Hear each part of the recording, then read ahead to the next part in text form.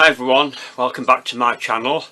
So today I'm going to do again one of my simple flowers for using on cakes. Some people on some of the flower groups on Facebook do put an awful lot of work into a lot of the flowers, but what you've got to remember is if you're doing wedding cakes for customers like I do, or for anybody if it comes to that, you've got to think about the cost of what you're doing, and the longer it takes you to do something, the more expensive it is to produce. So I quite often try and find quick and effective ways of doing a particular flower so that I can do it in a cost-effective way, but it looks like the flower that it's supposed to be. Your customers are not going to be able to tell the difference. So the flower I'm going to do today is Lily of the Valley. Now I've seen quite a few just lately on the flower groups doing Lily of the Valley, and they are beautiful, but they do take a lot more time than the ones I'm going to do. So what I'm going to do is I'm going to simplify it for you, so anybody that's starting as a beginner to anybody that's been doing it a long time will all be able to do the flowers the same way that I'm doing it. The only cutter that I'm going to use is a blossom plunger cutter like that. So that's all you need for this flower. The leaves I've done freehand. I have got a cutter somewhere, but I couldn't find it, so I'm using it freehand, which is a lot easier for people. So I'm going to take it down to my board.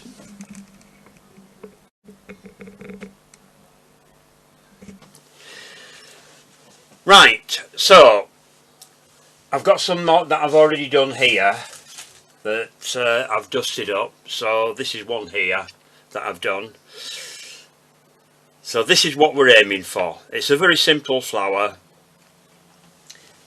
and the way that I'm going to do it is, first of all, you need to make your top part of your flower by making all these tiny little balls. So what I've done is I've got some, I'm only going to do a couple of them. There's no point in going through them, but what you need to do is to do a variety of different sizes. I've done here from some larger ones down to some really small ones. If you can see that, just lift that up a little bit more. These are some of the small ones here, and then I've got up to the bigger ones, and then obviously flower ones. Now what I do is when I do this, I find it a lot easier to dust it when you've put it all together. So what we need to do first of all is to put a tiny hook on the end of these wires. Now this is 30 gauge wire that I'm using here. It wants to be quite a thin wire. You could use 32 if you want. Whatever you've got that comes to hand. What am I looking for? Paste. So I'm just going to get some paste out here.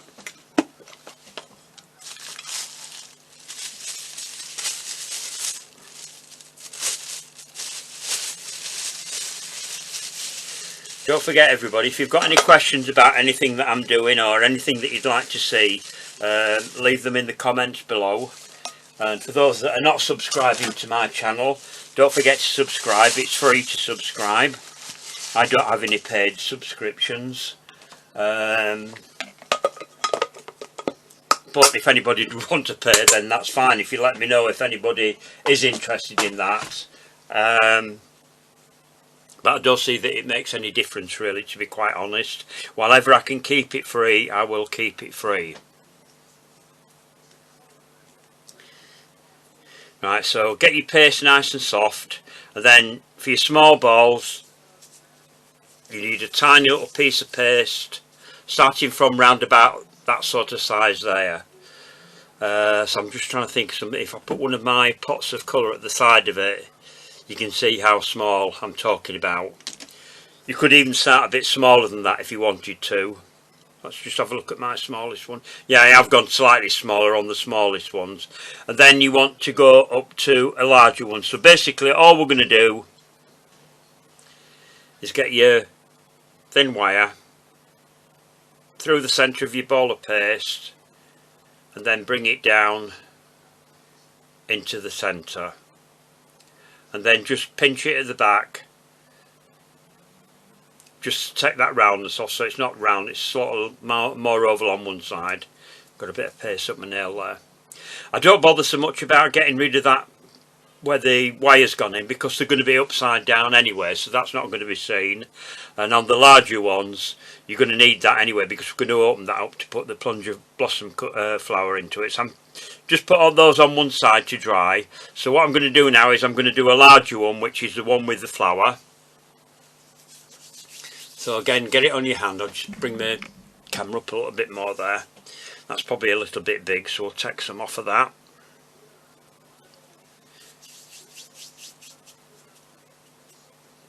Get it as smooth as you can. Try and get any creases or whatever out of it. Again, your wire into the middle of your paste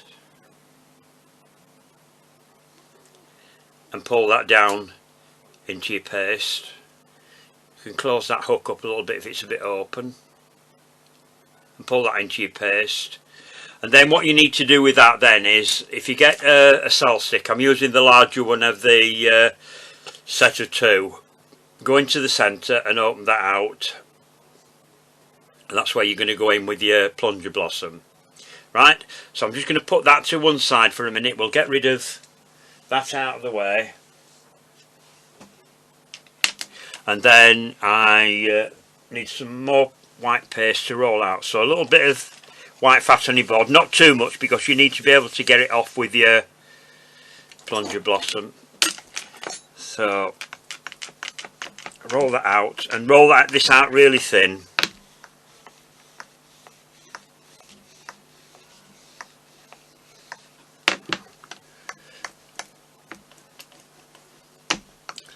This is how I was taught to make Lilly of the Valley when I first started learning how to do it, and I find sometimes the simplest methods are the best. Unless you're going in for a competition, that's a different thing altogether. Then you need to spend a lot more time on it. The last time I entered a competition with flowers, it took me 3 or else 4 months to make the flowers for that, because everything had to be perfect. So anything that's not right at all gets scrapped, and then you have to start again. Right, so then you want your plunger blossom cutter. I think this one's the smallest one in the PME ones. They're probably the easiest for most people to get. Into your paste, give it a twist. Now that hasn't stayed in.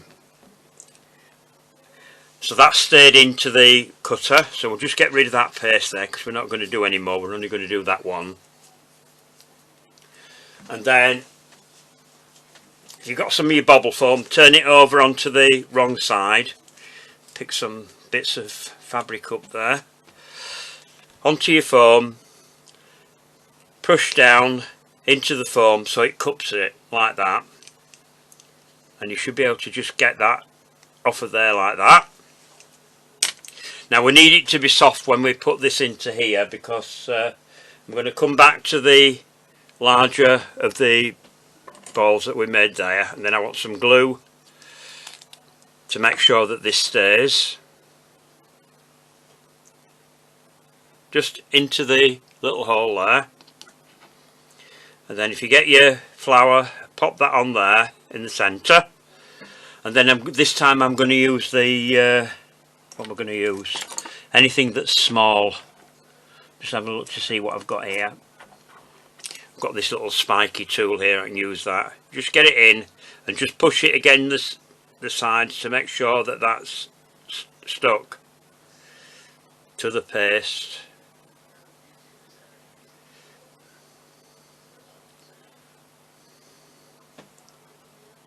Hang on, do that again. That's a bit sharp, is that one? Where's my... oh, you can use your cell stick. You could use the rounded end just to push it down like that, so that the petals come up. If I put it on the side so you can see that, and then put that to one side to dry. And I've dropped that on the floor. Never mind, I wasn't going to use that one anyway. Right, so once you've done that, then the next thing to do is to do some leaves. So I'm just going to get some green paste out. Put my white paste away.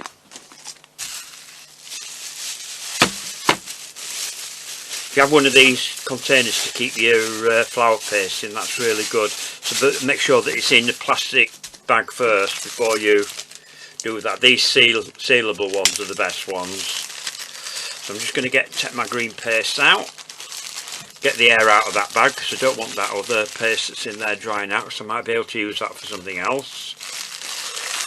Put that down, lid back on, and put that away. Right, so soften your paste up.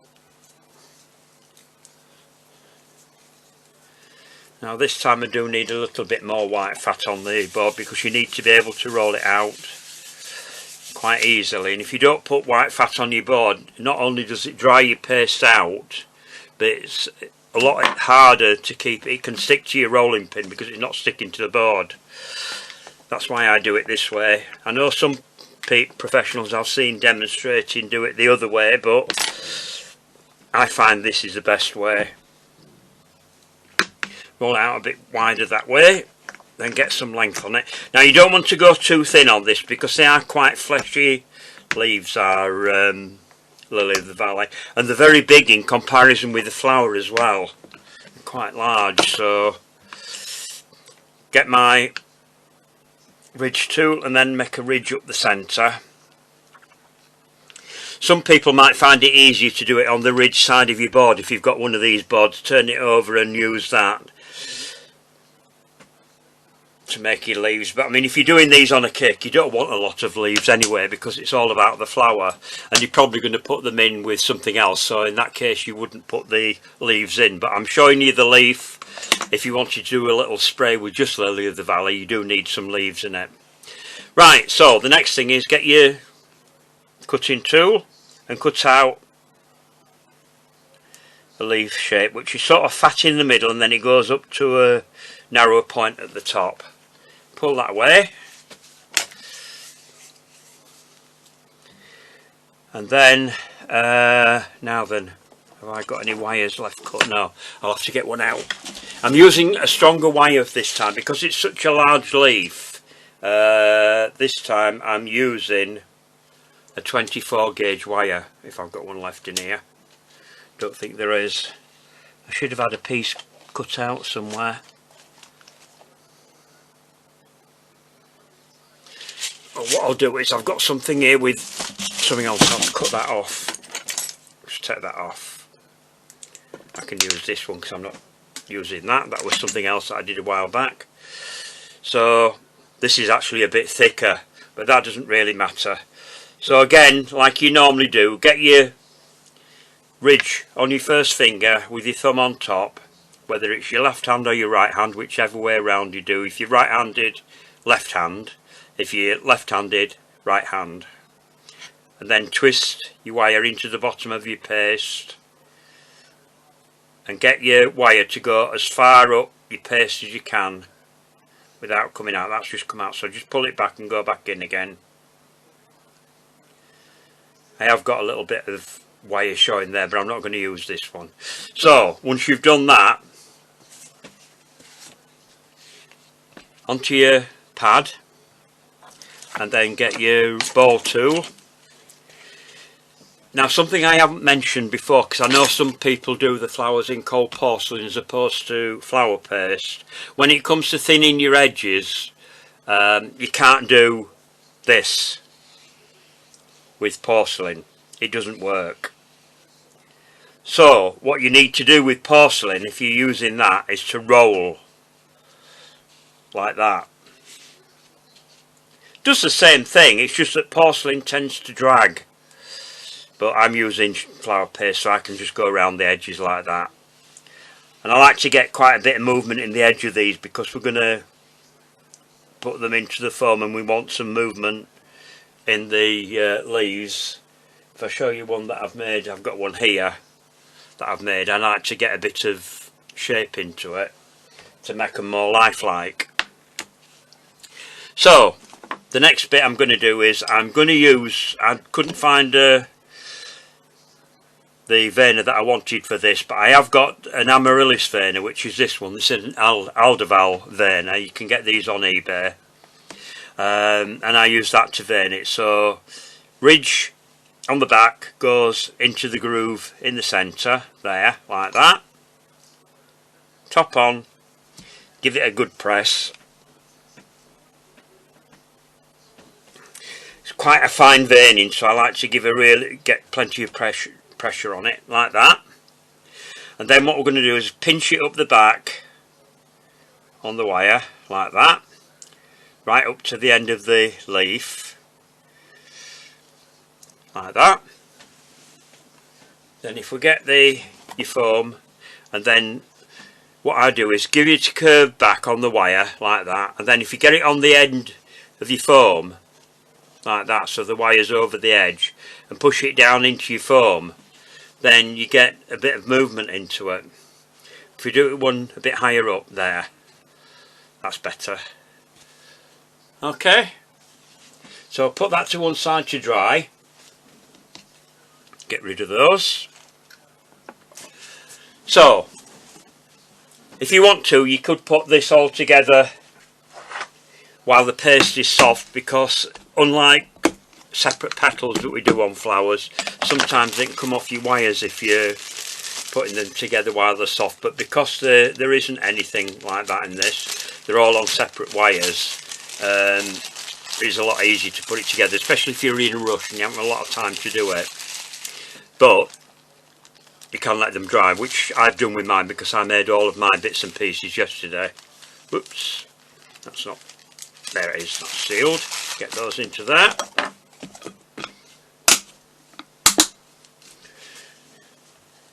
And I'll bring this back over here. I've got some of my leaves that I've dusted there, but I've left one of them to dust somewhere, wherever it is, underneath there I think, yeah, there it is. Bring that over.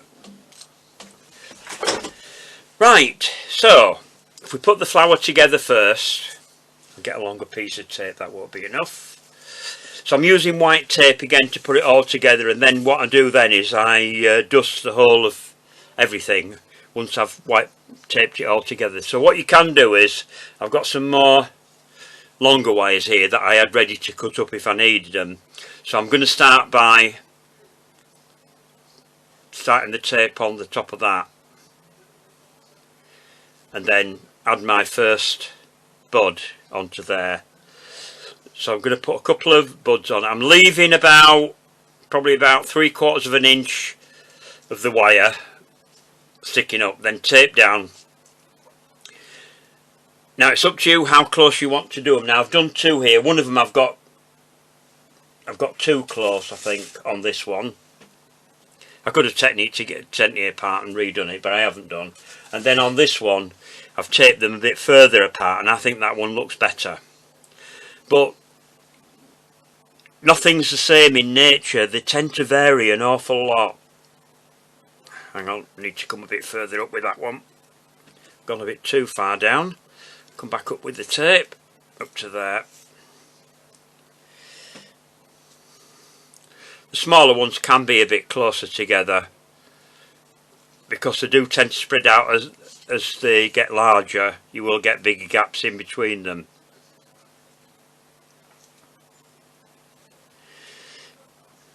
Right, so we'll go on to the next size.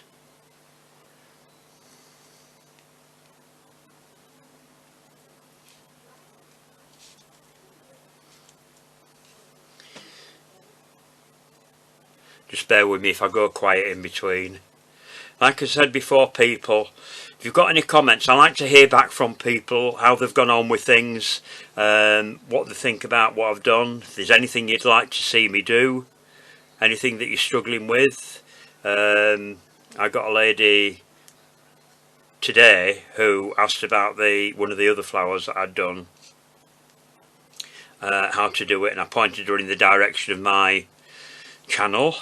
So you know, if you've got any questions about anything that you'd like to ask, it doesn't matter what it is, I get back to all of my people, unless it's somebody that I know very well. I have got somebody that I know very well that leaves me comments. I don't always reply to her, but there again, she knows. So just going up with your sizes of your buds, tape down. Keep them all, try and keep them all in a line if you can. Doesn't matter if they swing round a bit, because you can alter that once you've got everything taped together. I'm going to put another bit of wire in here because I'm going to end up with it a bit bendy at the bottom here, because I'm running out of short wires now with them all being quite short. I can cut some of that off when I get further down, and then put the flowers in.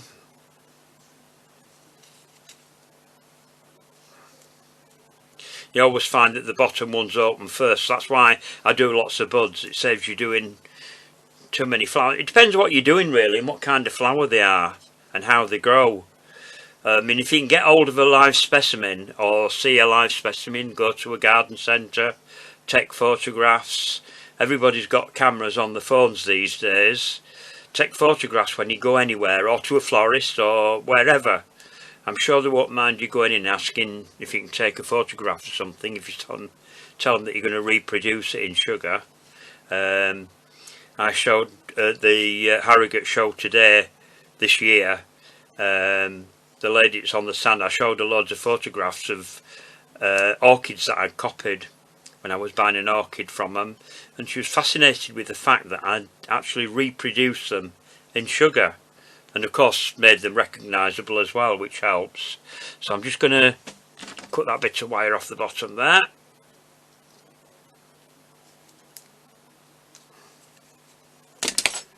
And finish that tape off, like that. Right, so once we've got them all onto the wire, then you can start from the bottom, and you want to curve them down like this.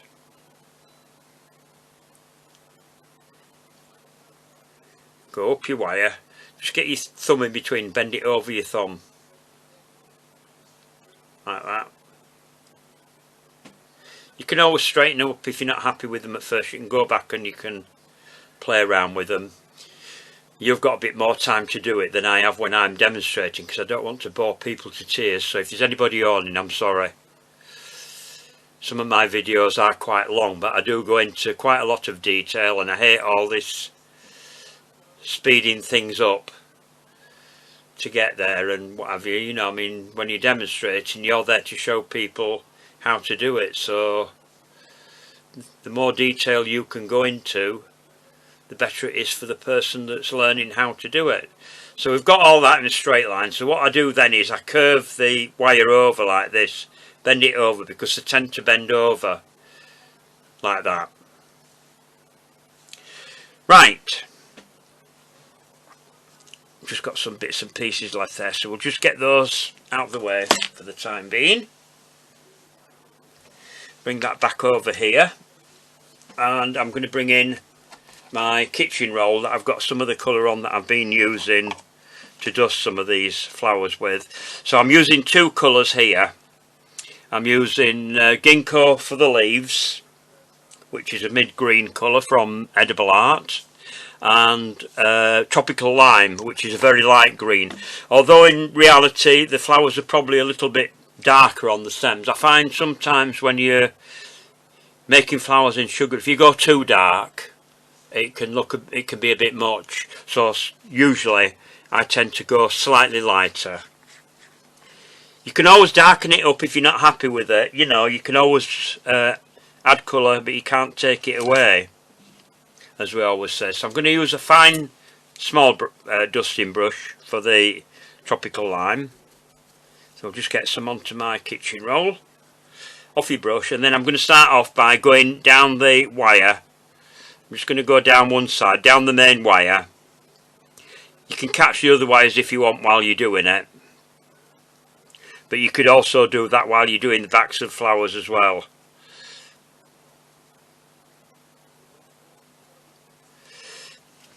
If you find it easy to put it down on your paper, then do it that way. It's a lot quicker this way, and things are not going to get damaged as easily.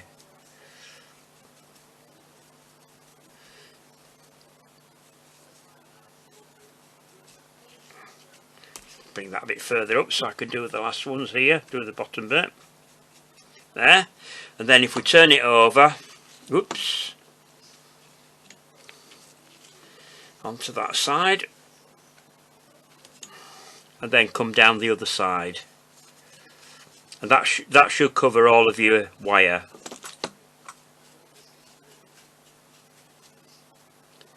Let's go up and do the thin wires.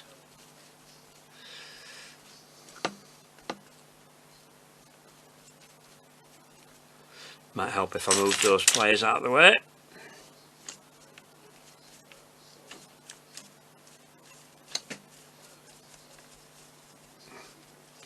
Right, so once you've done that, get it up to where you're going to work with it now when you're doing this part. And I'm going to start on the buds. So these are going to be sort of, not all green, but sort of bring it fairly well down on each of these buds.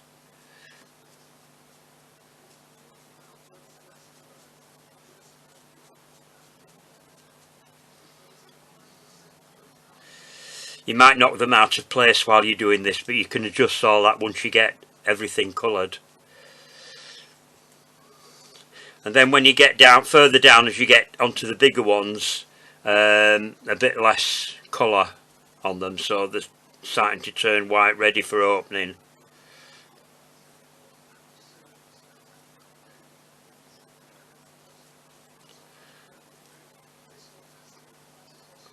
It helps if you hold the wire right where your flowers are when you're doing it, so that things don't move around too much.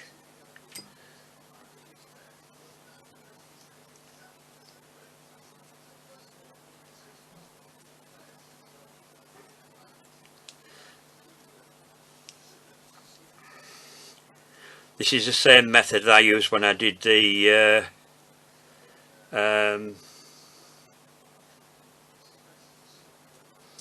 it'll come to me what flower it was I did at the time, but anything that I do on a wire like this, sometimes I find it a lot easier to do it once it's on the wire, because if you want to match colours up, if I'd have taped that with a light green tape, which I've got some here, I'll just get some out, you can see the difference in the colour. It wouldn't have matched up right. That's why I prefer to do it this way, so that everything sort of goes together.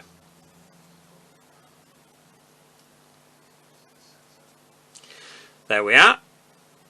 So that's that done. So I'll just pop that to one side, and then I'll bring in the leaf that I've left to dust.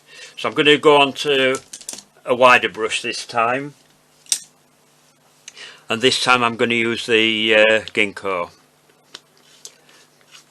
I'll tell you why I use these colours, because I've noticed a lot with a lot of the people that sell things online, and I'm not saying you can't buy these in sugarcraft shops, you will be able to, but the price of them, I don't know whether they've gone up now, because I haven't checked the prices for a long time, because I haven't had to buy any new colours for a while since I gave up teaching at college. But a pot of the plain green here was £1.10 a pot. £1.10 a pot, not £2 something, up to £7. Some of them are a lot dearer than that, but a lot of them are probably imported as well, which is probably the reason why they're so expensive, because you've got to pay import duties and all different taxes and God knows what else on them. What have I done with my colour now? That's the one I've knocked down on the floor. Bear with me a second.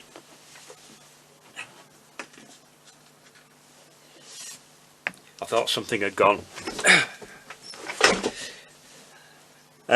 You can buy directly from Edible Art if you go to their website, Edible Art, World of Colour, or one word, .co.uk, and you can buy directly online, and unless the prices have changed, they might have gone up a bit.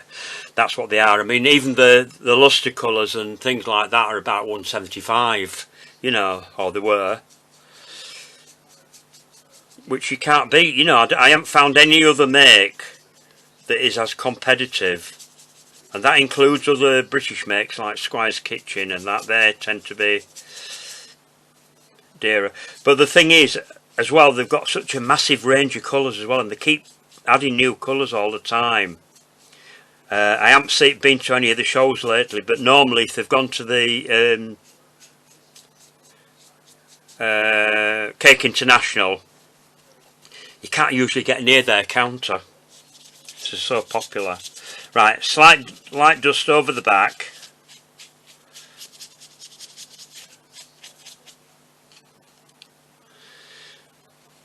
And then what I'm going to do is, I haven't done it with my other leaves. I thought I'd got everything ready, but I haven't glazed them. So I need to find me. There it is. No, that's not it. I'll find some glaze. There it is. Oh, one there. Now they are quite shiny leaves, these, so you might need to give the leaves a couple of coats. So if you give it a coat and let it dry and see how shiny it is, and then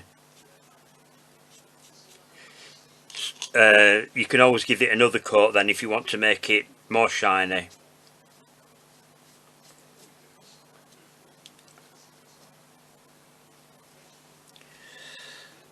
So that's with one coat on, but that hasn't dried yet, so we'll let that dry. So what I'm going to do now is I'm going to switch off and I'm going to do all my other leaves, and then that gives them a chance to dry before I come back and put all these together. Right, I'm back, so I'll just get rid of that out of the way because I've coloured everything. Excuse me, I'm just going to have a drink.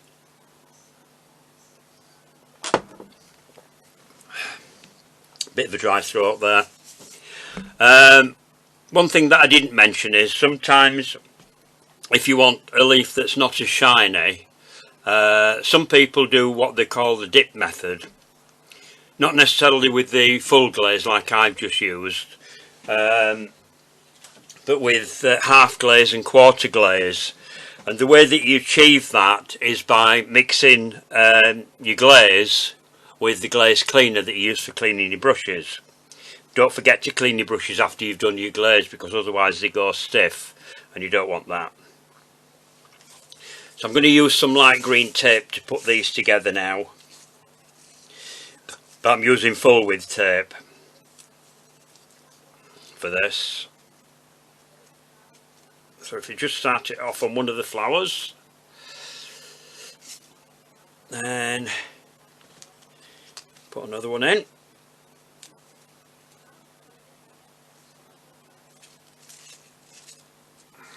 The fact that they're not all the same length doesn't really matter, because that adds to the realism, because you always get that in flowers in the natural environment.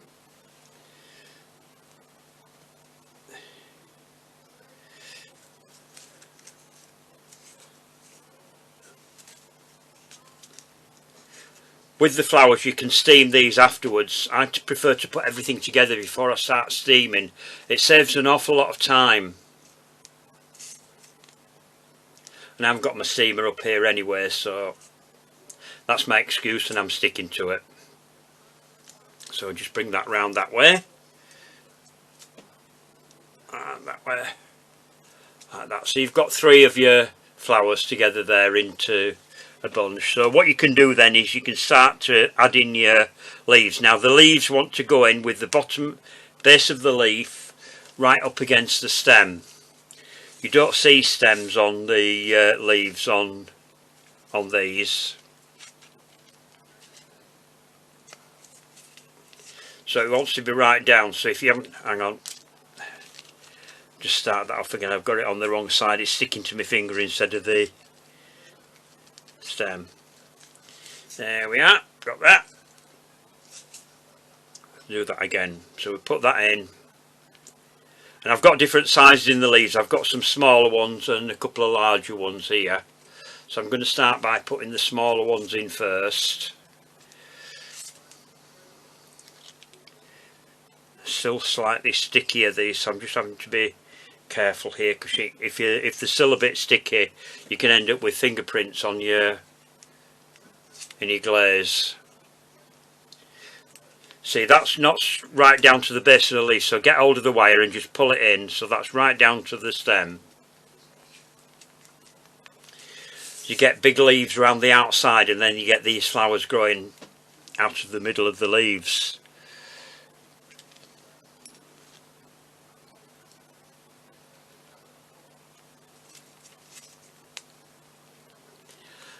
And always do odd numbers, never do even numbers. They never look right if you do even numbers. Even when you're doing sprays and things like that, get odd numbers in. So I'm just going to go do some on the outside here.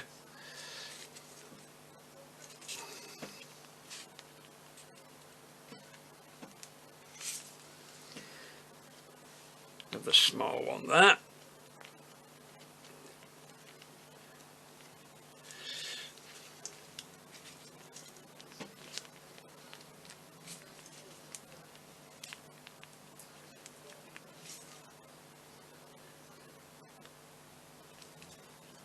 Pull your wires down, make sure they're tight. This stops everything from moving around. If you find that you've got things swinging around, it's because you haven't got your wires in tight enough. So I'm just going to bring those up a little bit more, because they do stand up a little bit, and that'll lift your flowers up a bit as well. Then I'm going to put these larger leaves on the outside. Put one on that side, and there.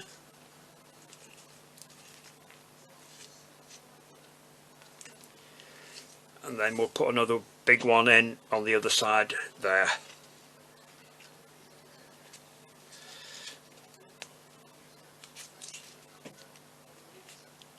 Oops.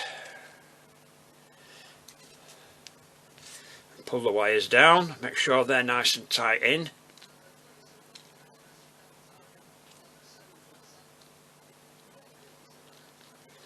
And then tape all the way down.